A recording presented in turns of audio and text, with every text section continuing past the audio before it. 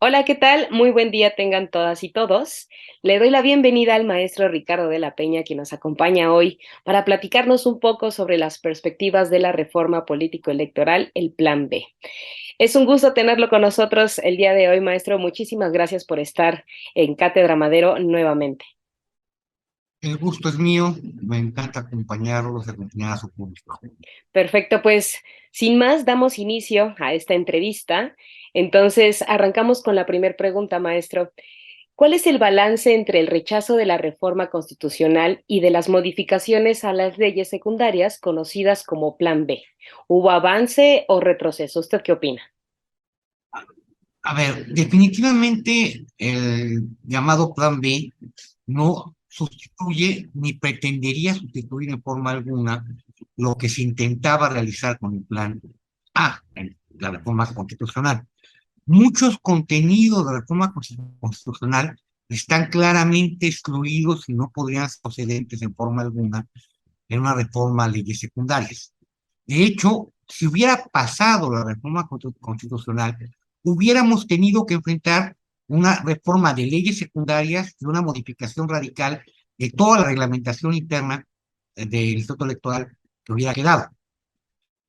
Ahora, cuando menos habría varios puntos que nada tienen que ver. Por un lado, el recorte del financiamiento de partidos políticos que dejaba inhabilitar la actividad de partidos políticos en periodos interelectorales, que formaba parte de la reforma constitucional y desde luego no está incluido en este llamado Plan B. La propuesta de llevar a proceso de consulta ciudadana por aclamación popular a los consejeros electorales cuando es un asunto de carácter técnico que tampoco cabe en el Plan B. Y como eso, bueno, reformas orgánicas como la desaparición de los propios OPEs, la integración de un solo organismo, el cambio de denominación, pero también de funciones del Instituto Electoral, todo eso queda fuera. De alguna manera, entonces, el Plan B es un plan reducido, donde se acota mucho el alcance y se intenta ubicar dentro del marco constitucional, aunque desde luego no cumplen cabal. Perfecto. ¿Y usted considera, maestro, que el presidente de la República y el partido Morena optaron por la reforma del sistema electoral de cara a la elección presidencial del 2024?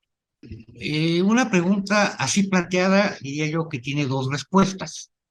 Uno, desde luego que lo hacen con cara a la elección del 24. Si proponer una reforma, algo así como un año y medio antes del proceso electoral, desde luego que apunta a cambiar las reglas del proceso electoral. Si lo pensamos en términos de si buscaba favorecer a su partido, yo diría, hay algunas disposiciones del Plan B que sí pretenden orientarse a crear condiciones de menor equidad, no necesariamente hacia un partido político, sino hacia aquel partido político que tenga la condición de ser el gobernante. Si básicamente a quien favorece es a servidores públicos y actos de propaganda que pueda realizar el gobierno con sus funcionarios y algunas adecuaciones normativas que diría yo que están fuera de lugar y algunas de ellas precisamente ya suspendida por decisión de una autoridad judicial, como es la remoción del secretario ejecutivo, que venía a ser más vendetta que otra cosa, pero que sí afectaría el balance de fuerzas al interior del propio Instituto Nacional Electoral. Entonces, ya con esta respuesta que usted me está diciendo que sí afectaría en esta parte, además, ¿cómo afectaría la modificación de las fechas del proceso electoral para la vida interna de los partidos políticos y las estrategias de precampañas y campañas propiamente? A ver, eh, creo yo que ajustar las fechas del calendario electoral para que el proceso electoral no arranque en septiembre, sino en noviembre, sí metería cambios en la dinámica que tendrían que enfrentar los partidos políticos, pero nada que no sea solventable, nada que no sea potencialmente atendible, apretaría algunos tiempos, haría que la autoridad administrativa y la autoridad jurisdiccional tuvieran menor capacidad de resolver de manera eficiente y expedita algunos requerimientos que son consustanciales a los actos de precampaña e incluso de arranque de campañas, pero todo esto es algo que se puede ajustar. Las fechas de un proceso electoral son algo que se ha ido definiendo sobre la marcha y pensar que no podemos ajustarlas no me resulta del todo creíble, toda vez que apenas hace pocos años se hizo un ajuste muy serio de horarios electorales que redujo significativamente las duraciones de campaña. En aquel momento se aplaudió estas medidas. Entonces, como que habría que ver que son cambios que podrían darse, que habría que discutirlos, que habría que analizarlos, que es, diría yo, el problema de origen de esta reforma. Se impuso, fue una reforma unilateral, no discutida, no analizada, vamos, ni siquiera diría yo, leída por quienes legislaron, de manera tal que no se pudo realmente dialogar, platicar, analizar, evaluar y ver qué es lo que convenía. A lo mejor conviene recortar los tiempos del proceso electoral, pero no puede ser una imposición arbitraria que no tenga ningún sustento técnico ni un análisis y valoración por parte de quienes están involucrados. Ahora, el único actor perjudicado por las decisiones no son los partidos políticos, las candidaturas, también es la autoridad electoral. La autoridad electoral tendrá serios problemas para enfrentar en los nuevos tiempos las tareas que tiene encomendadas. Esto es, le recorda también su calendario de actividades y le obliga a trabajar a marchas forzadas. Si esto es viable o no, ya ha habido ajustes de calendario electoral recientemente, no es imposible, pero es impropio que se haga sin tomar en cuenta el punto de vista de quienes van a llevar adelante las tareas, en este caso las autoridades electorales.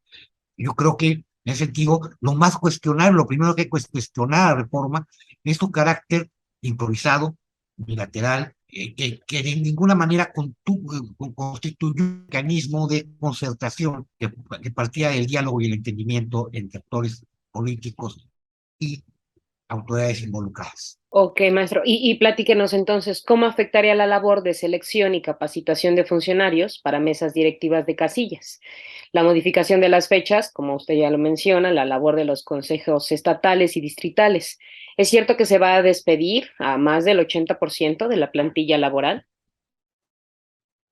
Vamos a comenzar por la segunda parte. No, la reforma electoral supone el despido de alrededor de la mitad de los integrantes del Servicio Profesional Electoral Nacional, extendiendo muchísimo porque se reducirían el número de oficinas a nivel distrital, porque se compactarían en algunos casos conforme la nueva normatividad que es que se aplicara. Eventualmente alcanzaría 57 y hasta un máximo, un 60% la cantidad de puestos que podrían perderse. Ahora, el 84% no se cae y es una mala cuenta que además, en el caso del informe que presentó la Secretaría a el Consejo General del INE, lo que hacen son varias opciones de conteo de cuántos puestos podrían perderse, por cierto, eliminando aquel caso más favorable a que no se eliminaran puestos, es decir, graciosamente no lo incluyeron, quién sabe por qué, parte de esas cosas que uno luego tiene que explicarse en el Instituto Nacional Electoral ha habido algún tipo de actitud en torno a la reforma intencionada, porque este cálculo que hago yo de 57 hasta 60%, que implica en principio con seguridad un 50%, no lo presenta. E incluso incluye como puestos a desaparecer algunos que será tarea de la Secretaría Ejecutiva junto con los órganos internos del INE involucrados que se decida si deberán afectarse o no por la reforma. Se recomienda que se compacte en la medida de lo posible, pero no se despide a nadie. Se considera que deben eliminarse todos los puestos innecesarios. Pregunta, ¿para el INE ese veintitantos por ciento, 30% adicional es innecesario? ¿O por qué supone que serán despedidos? Están haciendo las cuentas del gran capital. No es cierto, no es 84% ni son 6,000 puestos. Eso es una mentira para favorecer el respaldo público y el escándalo público en torno a una reforma que tiene muchas vertientes y aristas constitucionales y que debería ser claramente rechazada por el Poder Judicial, no por los elementos. Ahora, en torno a la comparación de fechas para capacitación y tal. Hay una serie de cambios y adecuaciones que se realizan. Por ejemplo, se demanda que se concerte para capacitar a una proporción menor de el Estado, porque se sacule no al 13%, sino al 10%, se le convoque a capacitarse. Si uno lo ve así, uno lo que encuentra es que la carga de trabajo que tendría un capacitador asistente electoral, un CAE, que son las personas que directamente se encargan de ir a visitar, no son los vocales de los distritos, son directamente la tarea de responsabilidad de los CAE. Si los CAE tenían que hacer antes 6 visitas diarias de información y convencimiento, conforme a la nueva legislación serían 7. Y perdón, los que hacemos encuestas estamos acostumbrados a que nuestro personal consiga entrevistar y entreviste hasta 10 personas a lo largo de una jornada. No es para nada una tarea extenuante e imposible de llevar adelante. El tocar la puerta, encontrar a 6 o 7 personas, ¿sí? Y decirles que están siendo convocadas y tal. Y hacer la labor de convencimiento lo mayor posible, porque los CAE tienen un doble trabajo. Uno es encontrar a las personas y dos es para que participen.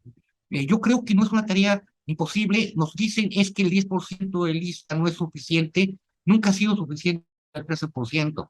Los propios emplear a más trabajadores cuando así lo requieren. Esto no está impedido por la reforma. Entonces, en todo caso, podrían tomar las providencias para realizarlo en tiempo y forma. No nos desgarremos vestiduras por cosas que son solubles, a lo mejor complicadas, pero que no hacen imposible el proceso electoral de ninguna manera. Perfecto. Y cuénteme, ¿cuál será entonces el papel de la Suprema Corte de Justicia de la Nación ante las diferentes acciones jurídicas que interpondrán tanto la opinión como los consejeros y los exconsejeros del INE?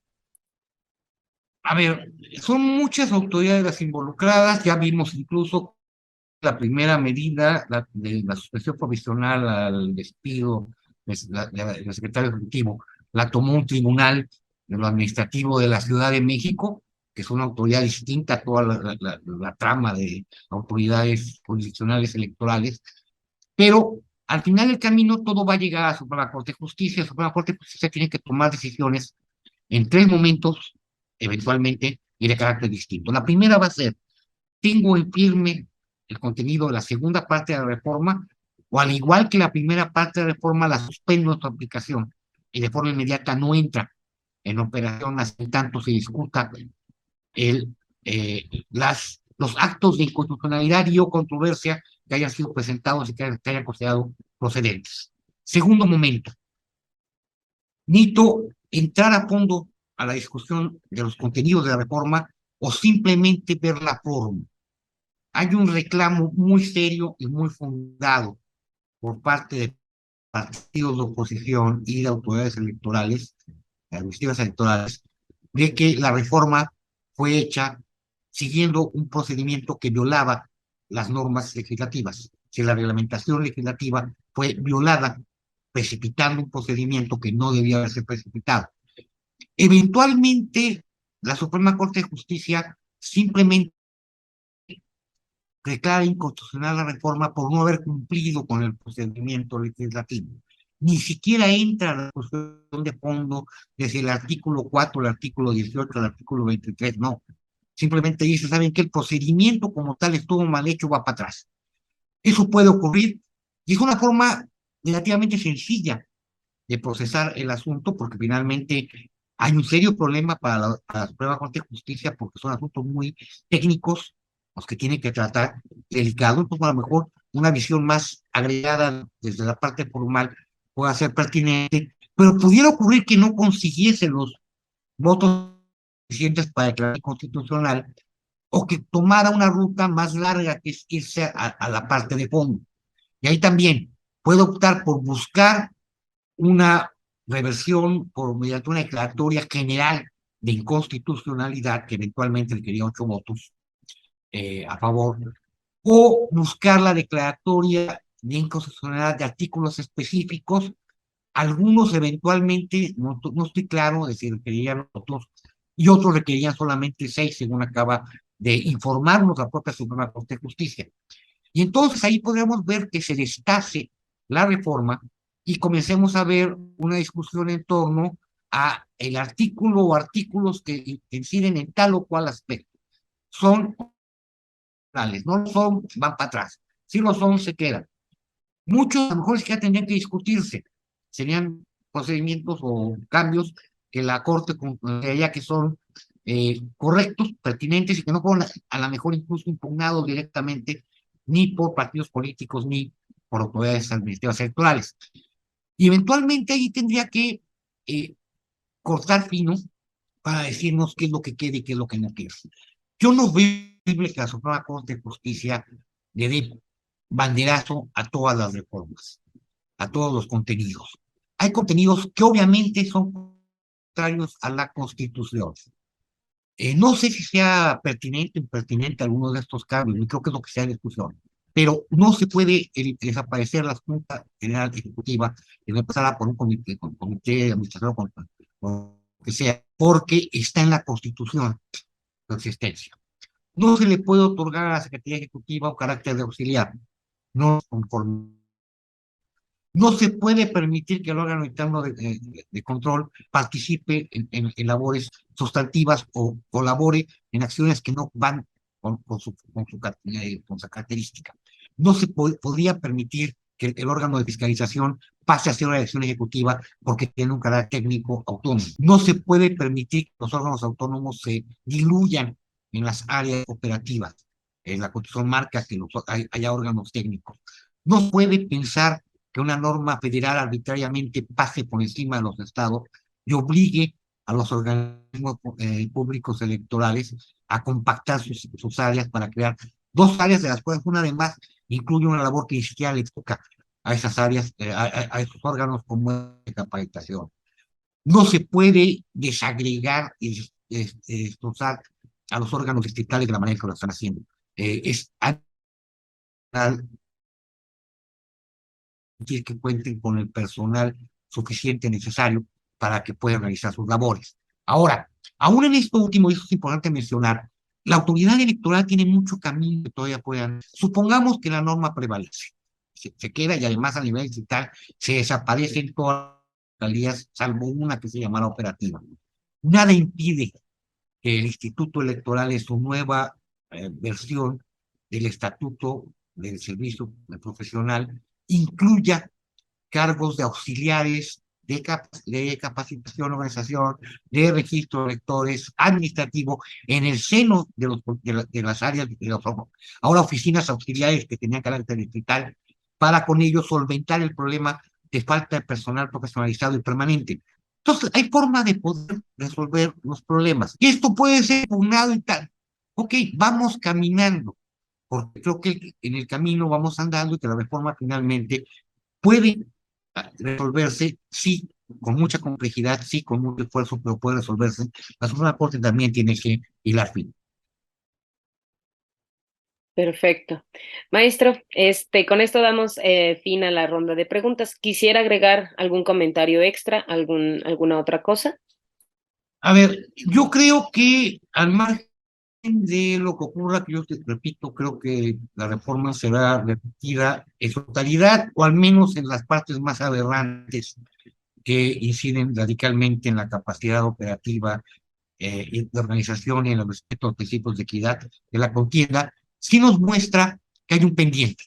Y esperemos que una vez pasada de las elecciones de 2024 y en un ámbito más de serenidad y de concertación, diálogo entre partidos políticos y autoridades, se puede llevar adelante efectivamente una revisión de punta a punta de las normas electorales para darnos paso a una nueva reforma constitucional y de leyes secundarias que realmente resuelva problemas y que realmente goce del consenso requerido para que todos los participantes puedan saber que el juego es un juego limpio. Ojalá podamos arribar a esto y ojalá podamos arribar al principio del último periodo seccional y no al final a las prisas y al cuarto para ya te voy a ganar para que votes. Yo creo que no estamos en eso. Gracias. Perfecto. Pues, maestro Ricardo de la Peña, es un honor, como siempre, tenerlo aquí en Cátedra Madero. Muchísimas gracias de nueva cuenta y bueno, pues esperemos tenerlo en otras cápsulas, en otras entrevistas, para que pues contamos con su opinión que es tan valiosa y tan importante y que nos aclara muchísimos puntos, pero también nos deja pues bastantes preguntas para un futuro y que a lo mejor pues más adelante se sigan hablando de lo que pasó, ¿no? De las decisiones que se tomaron. Así que pues muchísimas gracias, maestra de la Peña. Esto fue Democracia en corto. Síguenos en las redes sociales como Cátedra Madero, un proyecto de la UNAM en coordinación con el INE.